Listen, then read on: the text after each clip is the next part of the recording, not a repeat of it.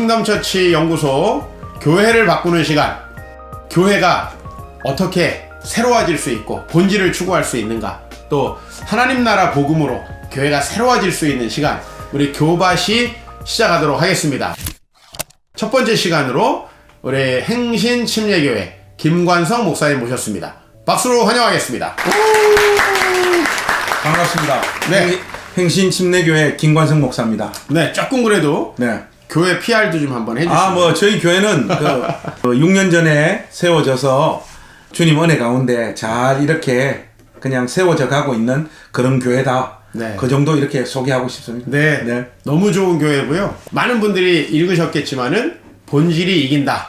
저자이시기도 하고요. 그 한 권으로 싹 그냥 올킬 해버리신 목사님. 이 책 한 권이면 기독교 끝났다. 이렇게 이제 얘기하시면서 더 이상 나는 책을 쓰지 않겠다. 지금 뭐 원고 요청이 쇄도하는데 절필을 하고 한 권으로 계속 인쇄를 받고 계시는 그런 목사님이십니다. 네, 저는 이제 좀 다작을 했는데 제가 책 다 팔아도 우리 목사님 한 권을 감당할 수 없는 그런 분이시고, 또 우리 비트겐슈타인이 논리, 철학, 농고 그거 한 권으로 세상의 철학은 끝났다고 주장했는데 거의 뭐 버금가는 거성이다. 제가 이렇게 말씀드릴 수가 있겠습니다. 우리 목사님 정말 이제 오늘 우리 목회자분들과 또 한국교회 성도님들과 나눠주실 이야기가 많은데 기대하면서 이제 좀 질문을 드리도록 하겠습니다. 우리 목사님 하면은 어린 시절 이야기, 그리고 복음을 만나서 변화돼서 이렇게 많은 또 다른 복음이 필요한 분들에게 목회하시는 네. 이 과정, 너무나 제가 드라마틱한 걸로 알고 있는데 한번 그 얘기 좀 먼저 들어가면서 해주시면 좋을 것 같습니다. 예, 우리 시대 때 아버지들이 인생을 열심히 사셨는데 자기 뜻대로 삶이 잘 풀리지 않은 분들이 그렇죠. 술 많이 드시고 노름하시고 그렇게 인생을 보내신 분들이 많잖아요. 아니, 정말 예전에 그 어떤 영화죠? 그 황정민 씨 주연한 독일 파병도 가고 이산가족도 막 되고 막 이 시대 아닙니까? 맞습니다. 네, 그 시대 참 저희 아버지도 참 열심히 사셨다가 네. 인생의 어떤 지점에서 뜻대로 안 된 거죠. 네. 그러다 보니까 이제 술과 노름으로 한평생 이렇게 사셨고 그것 때문에 가족들의 인생이 다 고달팠죠. 어머니는 아버지가 돈을 안 버니까 그 울산의 성남시장 가서 30년 동안 고래고기 장사했고, 누님들은 아버지 노름 미천 마련한다고 아버지가 식모살이 다 보내버렸고, 형님은 원래 그런 의도는 아니셨겠죠. 원래 그런 의도입니까? 보냈습니다. 그리고 형님은 이제 중학교 2학년 때 또 가출해서 인생이 또 험난한 인생이 또 펼쳐졌고, 제가 이제 그 집의 막내로 이렇게 자랐는데, 원래 정상적인 가정도 막내는 진짜 상태가 안 좋거든요. 근데 목사님은 엮이는 가정의 막내. 이게 거의 백중살이. 인생에 쓰나미가 몰려 있는 건데. 저도 안 좋았죠. 저도 그렇습니까? 당연히 그런 환경 속에서 자랐으니 좀도둑질하고 나쁜 짓 많이 했어요. 초등학교 때 옥상 같은 데 가서 옷도 훔치고 프로스펙스 나이키 양말 이런 거 훔치러 돌아다니고 백화점에 가서 물건 훔치고 가게 들어가서 돈도 훔치고 한 번은 그 울산 그 진흥 슈퍼마켓에 들어가서 그 테니스 가방 들고 들어가서 한쪽 라인에 있었던 초콜릿 거의 한 300개 되는 거 다 털어가지고 나오다가 현정범으로 뽑혔어요. 근데 그때만 해도 참 감사했던 게 CCTV가 없던 시절이라 각도만 잘 잡으면 많이 이렇게 안전하게 훔칠 수 있었던. 그렇죠. 근데 어떻게 하다가 그 현장범으로 걸렸는데 초범이고 나이가 어리다는 이유로 훈방 조치가 돼야 되는데 부모님 보호자가 와가지고 진술서를 써야 되는데 그렇죠. 아버지가 술 드시니까 올 수가 없고 어머니 한글을 잘 모르셨어요. 그래요? 그래서 어머니 못 하셨고 하니까 형님이 대표로 왔죠. 저보다 10살이 많으시거든요. 와서 경찰서에서 저를 이제 데리고 우리 집 앞에 그 울산시 우정동 우물가 거기 데리고 가서 빨가벗기고 이제 물 부은 다음에 이제 전기줄로 이제 한 3시간 동안 뚫기 패더라고요. 전기줄. 자기 인생은 험악하더라도 자기 동생 인생만은 그렇죠. 안 그랬으면 하는 마음이 있는 거죠. 그런 마음이 있죠. 그리고 3시간 동안 저를 때리더만 형님 입에서 나온 뜬금없는 말 한마디가 제 인생을 바꿨죠. 아, 그게 뭡니까? 내일부터 교회 안 가면 때려 죽인다는 거야. 와. 아니 자기도 안 가는 교회를 왜 나보고 가라 하는. 우리 형님이 교회에 대해서 나름 연구를 많이 하셨더라고요. 예. 아, 그래서 교회 좋은 점이 있었나 보네요. 형님 보시기에. 뭐 그게 아니고 헌금 걱정은 하지 마라. 형님이 챙겨줄게. 아, 그래서 헌금은 내야 되니까. 예, 예수 안 믿는 우리 형님이 챙겨주는 헌금 들고 그 다음 주부터 교회 가서 그 걸음이 지금 목사가 돼가지고 지금 이 순간까지 살면서 평생 동안 저는 교회를 한 번도 빠져본 적이 없어요. 아, 그때부터. 네. 그러면 굉장히 모범생이시네요. 저는 뭐 겉으로 보면 이제 좀 헐렁한 스타일인데 그렇죠. 얼굴은 뭐 이렇게 열심히 뭐 안 하게 보이는데. 뭐 원칙을 정하면 그거는 죽기 전에는 안 깨져. 그래서 본질이 이긴다의 저자답습니다. 예. 그렇게 해서 교회를 가게 됐고 예. 그 고등학교 1학년 때 우리 선생님 이정혜 선생님의 사랑 가운데 이 마음이 녹아지면서 네. 그 선생님이 가르쳐 주시는 복음을 받아들이게 된 거죠. 그래서 인격적으로 거듭나고 구원을 받으면서 동시에 소명도 받은 케이스예요. 아, 바로요? 네, 내 인생 와, 주님께 바치겠다. 주님께 드리겠다. 그때 당시만 하더라도 한국교회 분위기가 주님을 위해서 제일 고생할 수 있는 길이 뭐냐? 목사 되는 그렇죠. 것. 그런 어떤 분위기가 있었죠. 예. 그래서 저도 주님을 위해서 이 인생을 드리겠습니다. 그렇게 마음을 먹은 거죠. 와, 정말 독특한. 네네. 그러면 복음이 네. 나에게 참 이런 부분이 정말 좋았다. 저는 태어나서 한 번도 격려를 받거나 칭찬을 받아본 적이 없어요. 그리고 주로 집에서 경상도 말 자체가 과격한데 네. 또 우리 아버지가 저한테 평상시에 말했던 그 언어들이 거의 욕이었어요. 욕. 그러니까 뭐 새끼, 임마 이런 거는 그냥 기본이고 네네. 뭐 지금도 그 기억 속에 생생한 게 뭐 이런 말 있잖아요. 뭐 수금포로 배주 확 쑤셔가지고 창작꺼내가 뭐 이런 말들 그리고 또 아버지한테 어렸을 때 들었던 이야기가 대창나무 깎고 눈깔이 확 쑤셔가지고 눈에서 먹물 다 뽑아버린다. 막 그런 말들 있잖아요. 그런 굉장히 새롭게 느껴지네. 예, 그런 어떤 언어 폭력들 그런 것들을 그냥 상처인 줄도 모르고 그냥 무차별적으로 얻어맞고 있었던 애였죠 제가. 그런데 교회 가서 그 조금 전에 언급했던 우리 이정혜 선생님으로부터 칭찬받는 경험을 받았어요. 너는 애가 눈빛이 벌써 남다르고 너 커서 엄청나게 거성이 되겠다. 큰 인물이 되겠다. 우리 선생님이 저보고 얼굴이 근데 그게 막 간지럽고 듣기 힘들면서도 그게 그렇게 좋더라고. 아, 좋죠. 나한테 좋은 말 해주는 사람도 있네. 네네. 근데 그 선생님 앞에서 이제 마음이 녹고, 야, 이 선생님이 나한테 진짜 복음의 통로셨네요. 그 선생님. 가르쳐주는 성경 말씀은 내가 믿어도 되겠다. 네네. 그런 어떤 기본적인 토대가 좀 만들어졌고, 저 같은 애들은 자아상이 굉장히 어둡고, 그리고 자존감이 바닥이거든요. 이게 완전히 다 깨져 있었던 상황이었기 때문에 그런 것들이 용서받고 그리스도 안에서 용납되어진다고 했을 때 그 감격이라고 하는 것은 그래서 내 그냥 인생을 주님을 위해서 내가 다 드려야 되겠다. 저는 그게 고등학교 1학년 때였어요. 저는 목사님 오늘 이렇게 보면서 목사님의 복음의 은혜는 그런 가정에서 살았을 거라고 상상이 되지 않는 지금의 이 캐릭터. 예를 들면은 목사님 이렇게 굉장히 소신 있게 목회하시잖아요. 보통 자아상이 낮은 사람은 남들 눈치 보느라 소신 있게가 안 돼요.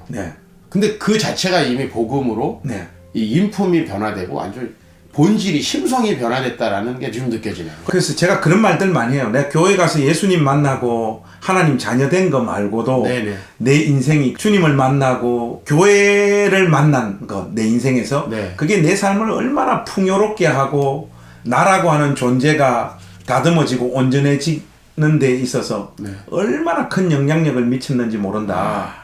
그게 진짜 뭐 하나님 나라가 목사님 마음에 도래하신 것 같아요. 교회를 통해서. 아, 정말 너무 은혜롭고, 그래서 이제 뭐 부모님이나 그 형님이나 누님들이나 이런 말씀을 하실 때도 그분들을 뭐 아유 나를 이렇게 힘들게 만든 분 이런 의미가 아니라 참 그 시절을 어렵게 살아오신 힘들게 살아온 실존들이라는 그런 표현을 좀 쓰시는 것 같아요. 우리 친구들이 저보고 그래요. 네가 아버지 제일 잘 만났다.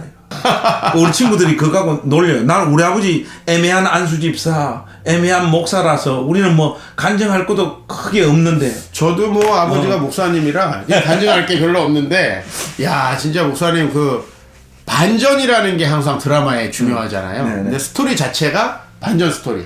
저 같은 환경 속에서 예수님을 인격적으로 만난 사람이 가지는 그 영광됨, 네. 그 감격, 이런 것들은 말로 다 설명하기가 어렵죠. 네. 아니 그런 동기가 네. 아마 이 목회도 더 간절하게. 왜? 네. 저분들도 나처럼 네. 주님을 만나면 이렇게 네. 정말 변화될 수 있다. 네. 이런 게 되는 것 같아요. 네. 그래서 이 목회로도 좀 그 동기가 연결되는 것 같아요. 아무래도 그 강렬한 경험들이 당연히 저의 목회에 영향을 미치겠죠. 네. 어린 시절 네. 그리고 이 복음이 얼마나 강력하게 역사하셔서 그냥 예수 믿자마자 소명. 정말 저는 이 말씀 들으면서 의리 있는 경상도 남자다. 그죠? 경상도가 또 한번 의리면 또 끝나는 거 아닙니까? 좀 그런 게 있죠. 그렇죠. 아, 이건 저는 너무 좋다고 생각이 들고요. 네. 목사님께서 얘기하는 본질, 네. 교회 혹은 복음의 네. 본질을 좀 간단하게 설명해 주신다면 우리가 추구해야 될 본질. 저는 네. 마음을 팔아먹지 않는 거라고 생각을 해요. 아, 마음을 팔지 그러니까 뭐 않는다. 우리가 본질을 어떻게 정의하느냐 네. 해서 뭐 어떤 분은 이렇게 정의하고 어떤 분은 저렇게 네네네네. 정의를 하는데, 우리가 그리스도의 영광스러운 복음에 대한 기본적인 개념을 모르는 사람이 어디 있겠어요? 그렇죠. 목회자들 배우니까 다 압니다. 네. 다 아는데 그대로 안 외치고 그대로 살지 않는 거예요. 그거를 이제 마음을 판다라고 표현하신 거네요. 이런 걸 준비해야 된다, 저런 걸 준비해야 된다. 네네. 선배 목사님들이나 또 선배들로부터 이야기를 들으면서 신학교 시절을 보냈으니까 아, 예. 책 열심히 읽었습니다. 그러니까 목사님 책 열심히 읽은 거는 티가 납니다. 네. 그래서 보면 뭐 책도 그 뭐 우리 친구가 그 뭐 본질 이긴다 그 추천사 쓰면서도 신학교 다닐 때부터 책벌레였다고. 네네네. 저도 봤습니다. 그래도 네. 뭐 그런 것도 그렇고 또 영어를 잘해야 된다 해서 제가 영국 유학까지 갔다 온 놈 아닙니까? 아, 유학 갔다 와도 영어를 못 한다는 얘기가 있던데. 제가 이렇게 이제 외모로만 보면 이제 영어를 못 할 것 같죠. 그렇죠. 근데 안 그렇습니다. 영어를 좀 합니다, 제가. 야, 그래서- 오늘도 새로운 사실 우리 목회자분들 우리 목사님은 경상어만 하는 게 아니라 영어도 하신다. 그러니까 우리 사람이 다만 당신은 왜 영어가 앵그리 잉글리시냐고. 경상도는 항상 화가 나 있죠. 영어도 네. 화를 외국인한테 네. 화를 내더라면서 저보고 그러더라고. 근데 어쨌든 뭐 그것도 그렇고 뭐 하고 전도사 때부터 설교 잘한다는 이야기 많이 들었어요. 네, 나름 노력하시고 또 인정도 받으시고. 저는 뭐 설교를 네. 잘해보겠다고 노력을 해본 적은 없고. 그냥 잘한다. 알겠습니다. 그러니까 뭐 이런 것들이 어느 정도 준비가 됐으니 현장에 가면 그 우리가 흔히 하는 말로 목회 현장에서 어느 정도 먹히지 않을까 생각했죠. 네. 하나도 안 먹혀요. 네. 그러니까 그런 고통스러운 시간들을 경험을 하면서 내가 이렇게 열심히 준비한 게 이게 결국 왜 열심히 준비했지? 목회 잘한다는 소리, 설교 잘한다는 소리, 제법 능력 있게 사회 간다라고 하는 소리를 듣고 싶었던 거예요. 네. 그 갈망이 좌절되어졌을 때 고통스러웠던 것이지, 네. 하나님께서 나를 부르셔서 이루시는 그 소명의 길이 늦어지거나 막혀져서 괴로웠던 인생은 아니었던 저 자신의 모습을 확인했던 거죠. 네. 그래서 그런 차원에서 네. 본질이 이긴다. 본질이 뭐냐 했을 때 마음 팔아먹지 않고 이 길을 가는 거. 저 같은 경우에는 우리 행신교회를 이제 개척했을 때 목사님 네네. 뭐 목회 철학이 뭐냐는, 나는 뭐 한 번도 목회 철학을 생각해 본 적이 없어요. 뭐 설교를 어떻게 하는데, 행정을 어떻게 하는데, 선교 뭐 이런 거에 아예 관심이 없고, 이런 어떤 문학책과 제가 가진 어떤 신학적인 어떤 이런 만남에서 어떤 생각만 있었는가 하면, 우리 행신교회 가족으로 등록하는 사람들의 삶은 무슨 일이 있어도 내가 지킨다. 그래서 교회의 모든 재정을 거기에 저는 그냥 집중을 하는 방향으로 했어요. 네네. 그러니까 시간도 마찬가지일 거고요. 하나님 형상대로 지음받은 사람으로서의 인간의 존엄이 깨지는 일은 내가 방치하지 않겠다. 회복되게끔. 그래서 뭐 우리 교회 이혼하신 분, 뭐 연세 드신 분, 뭐 청년들 이래저래 수단이 아무리 열심히 살아도 자기 인생을 바꿀 수 없는 그런 상황에 놓인 사람들을 교회 모든 재정들을 투입해가지고 이 사람들을 지키고 보호하는 쪽으로 저는 저의 목회 방향을 잡은 거예요. 그래서 처음에는 교회 재정이 이 사람들 향해서 많이 이렇게 흘러갔는데 그게 이제 문화가 되니까 네. 교회 재정과 별개로 교회 권속들이 서로와 서로의 삶을 지키는 거예요. 네네. 개척을 해서 지난주까지 새 가족이 없었던 주가 없었어요. 좀 재수가 없긴 하네요. 네. 근데 그게 뭐 다른 어떤 전도 프로그램이나 이런 게 진짜 아니고 공감합니다. 생명의 향기나 생명수가 흘러가면 네. 어디선가 냄새를 맡거나 그 맛을 보고 자연스럽게 찾아오게 되는 역사가 일어나지 않느냐. 좀 정리를 제가 생각했어요. 우리 시청자분들에게 해드린다면은 네. 성경에 대한 지식이 아니라 네. 성경이 역동하는 현장. 네. 이게 좀 생각나고 이게 로마서 3, 4장 갖고 싸우는 게 아니라 빌레몬서. 네. 행신침례교회가 빌레몬서가 작동하는 교회 아닌가. 뭐 그런 생각을 좀 네. 해봅니다. 저 거기에서 이게 오늘 들었던 말씀 중에 이게 본질이구나 딱 다가온 게 지금 이제 그 말씀. 그죠? 여기 네. 오면 책임진다. 네. 제가 목사님 글과 네. 또 목사님의 이 페이스북의 네. 그 촌철살인 같은 네. 여러 가지 네. 글들을 보면은 정말 목사님께서 독서를 많이 하셨구나라는 게 좀 느껴지거든요. 네. 독서가 실제로 이제 어떤 도움이 되셨고 또 우리 후배 목사님들에게는 그게 내 증명하는 수단이 아니라면 어떤 식으로 독서하고 또 어떤 식으로 내가 그 독서가 목회에 어떻게 보면 쓰일 수 있는지 한번 좀 그 얘기 좀 해주시면 어떨까요? 제가 이제 책을 본격적으로 읽기 시작했던 계기는 네. 신학교 이제 입학하니까 네. 뭐 우리 신학교 동기들이 이런 이야기를 들으면 마음이 불편할지 모르겠지만은 우리 침례신학대학은 그때 4년제 대학 중에 아마 제가 알기로는 입학 성적이 가장 낮은 정기대학교였다고 제가 기억이 돼요. 네. 거의 뭐 하위권 대학이었는데 그렇게 저는 뭐 중고등학교 다닐 때 공부를 잘해본 경험이 전혀 없었던 사람이라 입학도 간신히 이렇게 하게 됐는데 입학을 하다 보니까 선배님들하고 다 주변에서 목사는 책을 많이 읽어야 된다. 네. 이런 이야기들을 많이 하시고 뭐 또 시대가 이제 영어도 잘하면 좋다. 뭐 이런 이야기들 하시는데 목사 될 사람이 이러면 안 된다라고 하는 그 어떤 두려움, 열등감에 기초한 두려움이 저 마음을 찾아왔어요. 그래서 안 되겠다. 몰래라도 열심히 읽어야 되겠다 싶어서 책을 읽기 시작을 했는데 책이 이렇게 재밌는지 처음 알았어요. 이현성 씨가 그 창작과 비평사에서 나왔던 네. 소설 동의보감. 그게 아마 목사님 우리가 그 신학교 들어갈 어간에 네. 그 책이 대한민국 최고 베스트셀러였어요. 제가 읽었는데 너무 재밌는 거예요. 허준이 참된 의사가 되는 과정. 그 과정이 제가 이제 목사로 부름받는 이게 그 길을 가는 유비가 됐어요. 저에게 있어서 네. 정말로 좋은 목사 돼야 되겠다라고 하는 그 결정적인 계기를 줬어요. 그러면서 야 책이 이렇게 재밌나 싶어가지고 책을 읽기 시작을 했고 제가 이제 신학교 1학년 때 만났던 책이 박영선 목사님이에요. 근데 그 박영선 목사님의 하나님의 열심을 딱 보다 보면 눈이 한번 확 뒤집어지죠. 그 신학교 1학년 때 이제 뒤집어지면서 네. 이제 박영선 목사님 책을 읽기 시작을 하면서 박영선을 뚫고 들어가니까 그 뒤에 개혁주의라고 하는 신학적인 큰 백그라운드가 있더라고요. 그러면서 이제 뭐 그런 책들을 섭렵하기 시작을 했죠. 근데 사실 저희 어떤 지적인 소양이 부족해서 그런지 사실 그때는 읽어도 무슨 말인가 잘 모르겠더라고요. 그래도 꾸역꾸역 그 책들을 놓지 않고 신학교 시절 내내 읽었고 이제 군대 갔다 오니까 이제 좀 약간 머리가 좀 트여진다고 해야 되나? 뭐 열등감에서부터 시작했지만 네. 뭐 그렇다면 뭐 그리 나쁘진 않네요. 예. 그러면서 이제 뭐 교회를 개척을 했는데 네. 아까 목사님 사석에서 이야기했듯이 개척하니까 남아 도는 게 시간이야. 맞아요. 저도 그랬어요. 이거 돈 없는 거보다 더 고통스러운 게 남아 도는 시간을 어떻게 처리하는가. 진짜 관리가 안 되죠. 이게 힘들더라고. 근데 우리 그 집 앞에 그 고양시 도서관이 있었어. 네네네. 거기 그냥 아침 제일 먼저 가서 도서관 닫을 때까지. 줄구장창 그때 책 읽었죠. 도서관에 있는 책들.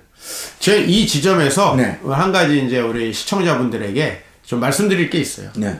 저는 지금까지 태어나서 단 한 번도 책이 재밌어 본 적이 없습니다. 이건 실제적인 고백이고, 저는 지금까지 읽어야 되기 때문에 정말 어쩔 수 없이 읽었고요. 일평생 책을 안 읽고 살면 좋겠다는 생각이 드는데, 그러면은 무식한 사람이라고 얘기를 들을까봐 그 두려움에 책을 조금씩 읽었는데, 목사님 좀 굉장히 독특합니다. 책이 이렇게 재밌을까? 네. 저는 TV가 훨씬 재밌고 야구가 훨씬 재밌거든요. 저 같은 경우에는 한 번도 책을 진지하게 읽어본 적이 없었던 사람이 이 어떤 책의 내용들을 접하면서 그 가운데서 뭔가 좀 재미를 느꼈던 것 같아요. 저는 오늘 목사님 말씀 들으면서 어린 시절에 이렇게 정상적인 가정에서 자라는 건 좋은 게 아니다 이런 생각이 들고, 그 다음에 여기 좋은 대학 다니는 건 좋은 게 아니네. 그리고 중고등학교 때 우리 시청자 여러분, 공부 안 하셨던 분들, 김관성 목사님이 그 길을 다 여십니다. 하여튼 이런 그 본질을 추구하고 또 어렸을 때부터 이 복음을 강렬히 만난 네. 거기에서 결코 벗어나지 않으려고 하시는 어떤 목사님의 어떤 그런 네. 마음들이 느껴집니다. 그래서 책 이야기를 조금 더 하자면 네네. 신학 공부가 이제 한 MDB 졸업할 때쯤 되니까 너무 지루하고 재미가 없더라고요. 왜냐하면 학부를 신학은 신학대학을 이미 섭렵을 다 했다. 아니 그건 아닌데 학부를 신학교 나오니까 MDB를 가보니까 목사님 약간 그렇죠.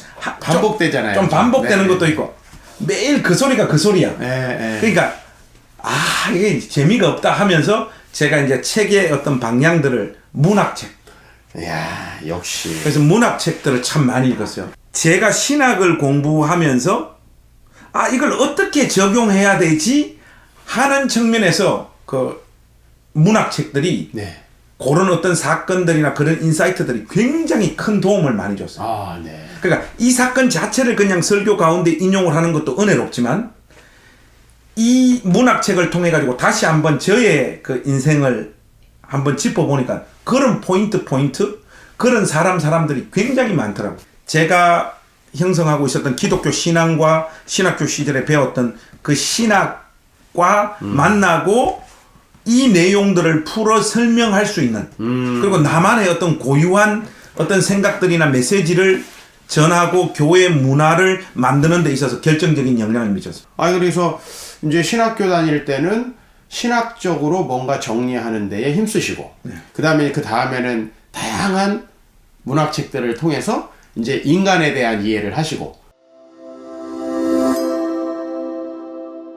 마지막으로 좀 시청자분들 중에는 목회, 그래도 정말 내 달란트를 가지고 흔들리지 않고 성실하게 끝까지, 저희 아버지도 이제 60세에 암으로 소천하실 때까지 그래도 그 목회 자리를 포기하지 않으셨다는 게 지금 저한테는 가장 아버지가 너무 좋아요. 맞습니다. 네. 그래서 이제 롱런 해야 되잖아요. 네네. 저희가 뭐 갑자기 뭐 이런 건 아니고, 그 롱런 하기 위해서 마지막으로 한 권면의 말씀, 좀 목사님들에게 힘이 되는 말씀 한마디 해주신다면, 지금까지 많이 하셨지만 정리해서 한마디 해주신다면 좀 우리가 부탁드리겠습니다.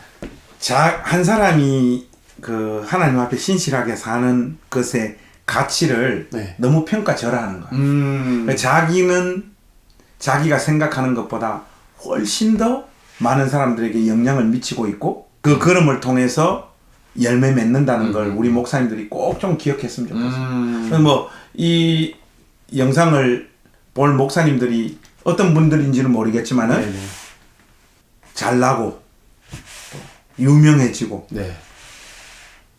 많은 사람들로부터 이런저런 사역들을 인정받는 자리에 서지 못한다고 하더라도 그 자리를 좀 신실하게 걸어가는 우리들이 되었으면 좋겠어요. 저는 그 이야기 하고 싶고요. 그리고 오늘 우리 모습이 내일 우리 모습입니다. 내일 된다고 해서 우리 사역의 현실이 그렇게 많이 달라지거나 큰 변화는 없습니다. 변화는 없는데 우리가 한강 가서 안 뛰내리고 자폭하지 않아야 될 이유가 뭔가 하니까 오늘 우리가 맞이하는 이 목회 현실의 구질구질함, 말로 다 설명할 수 없는 이 깜깜하고 막막한 목회 현실, 한마디로 개떡 같죠? 인간적으로 표현하자면. 근데 이런 개떡 같은 나의 삶의 현실, 목회 현실이 하나님 능하신 손 안에서 어떤 결과로 빚어질 것인지, 그걸 우리가 지켜보기 위해서라도 끝까지 살아야 된다. 네. 끝까지 이 길을 가야 된다. 네. 지금 우리 이 시점에서는 내 목회가 무슨 의미가 있나? 내가 그냥 허무하게 살다 그냥 다 끝나는 것 같다. 이러지만 우리 목사님 금방 말씀하셨듯이 아버지 60살 돼가지고 암 걸려가지고 돌아가신 거 아니에요. 네, 네. 그래도 목사님이 그 아버지가 끝까지 그 길 간 것이 목사님을 지금 붙잡고 있는 맞습니다. 인생에서 네, 네. 가장 비중 있는 사건 중에 맞습니다. 하나가 됐던 것처럼 네. 우리도 마찬가지입니다. 네. 우리가 만약에 능력 있게 쓰임받는 자리로 부름받지 못하는 역할을 맡고 있다라면 네, 네. 그걸 그 누구보다 더 진지하게 신실하게 걸어갔을 때 우리 뒤에 누군가가 바톤을 그렇죠. 이어받는 우리 자녀일 수도 있고 우리 후배들일 수도 있고 우리의 그 초라한 모습을 신실하고 진지하게 살아냈던 그 모습 보고 자기의 목회 철학이 생기고 네. 이 길을 어떻게 걸어갈 신가에 대한 어떤 자세를 우리의 목회 여정을 통해서 배울 수 있잖아요. 네. 어떤 역할이 없는 사람은 없다. 네. 그래서 우리 목사님들 힘내셔서 이 길 포기하지 않고 마지막까지 경주하시는 그런 목사님들이 되셨으면 좋겠다. 네. 그런 말씀 드리고 싶습니다. 신실하게 자리를 지켜라 이런 권면을 주셨습니다. 저도 아버지께서 그렇게 신실하게 자리를 지켜주셨기 때문에 사실은 지금까지 올 수 있었고요. 네. 저희 아버지의 역할은 우리 집안 대대로 내려오던 우상과 싸우는 여룻발의 역할이었던 것 같아요. 그 역할만 해도 너무 힘드셨어요. 네. 근데 그러다 보니까 지금 저는 제 동생들, 가족들, 막 또 우리 사촌들 전부 다 저의 기도의 동역자가 돼 있어서 네. 저를 통해서 열매 맺으시는 것을 보고 지금 참 천국에서 기뻐하면서 계시지 않을까. 에이멘. 네. 네. 네, 오늘 목사님 말씀 들으면서 신실하게 그 자리 지켜주신 우리 아버지께 또 감사드리고 너무 감사합니다. 우리 사랑하는 목사님들, 동역자분들 또 우리 장로님, 권사님들, 집사님들이 그 역할을 해주시는 것으로도 충분하다. 그게 너무나 소중하다. 그리고 저는 아버지가 돌아가시고 나니까 더 많이 그 같이 버티고 네. 그 자리를 지켜주신 것. 네. 그게 너무나 감사하더라고요. 오늘 우리 교회를 바꾸는 시간 교밭이 우리 행신침례교회 김관성 목사님과 함께 했는데요. 정말 저는 이렇게 뼈 때리는 말씀 많이 들으면서 많이 반성하는 시간이었고 또 제 앞으로의 목회에도 많이 유익한 시간이었습니다. 우리 크리스찬 여러분들 힘내시고 그 삶의 현장 속에서 내가 지금 돌보는 분들이 우리 가족 충분하지 않습니까? 또 내가 지금 돌보는 우리 노인분들 몇 명이 계시는 분들 그분들을 사랑하고 살리는 일이 결국은 우리에게 맡겨주신 일이라면 하나님이 우리를 평가하실 때는 똑같다. 뭐 이런 교훈을 제가 한번 정리해보면서 우리 목사님 출연해 주셔서 다시 한번 감사드리고 아이고 제가 감사합니다. 오늘 좋은 시간이었습니다. 예, 우리 또 다음 시간에 뵙도록 하겠습니다. 감사합니다.